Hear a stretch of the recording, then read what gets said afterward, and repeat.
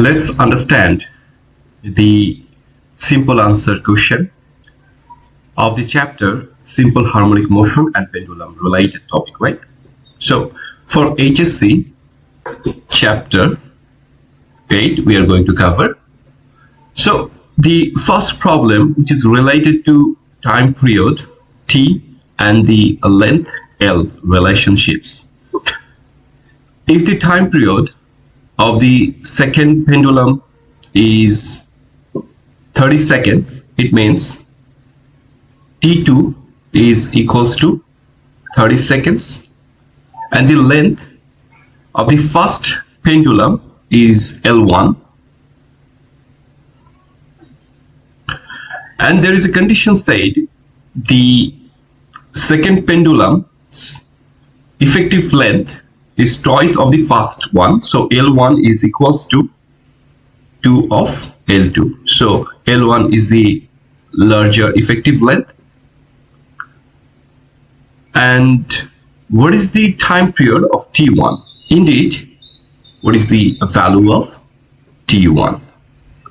We know T is equals to 2 pi square root of L by G. This is the simple pendulum's equation. So let's write down here T1. Obviously this is L1 and this is T2. So this will be 2 pi root over L2 by G. So equation number 1 and equation number 2, we could write down T1 by T2 square root.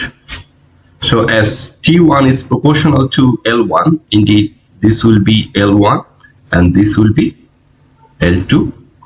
Let's plug in the value of L1 to L2, and here will be L1. L1 cancel out, so the value will be square root of 2.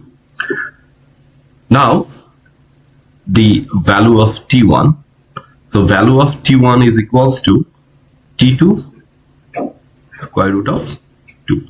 Value of T2 is 30 from here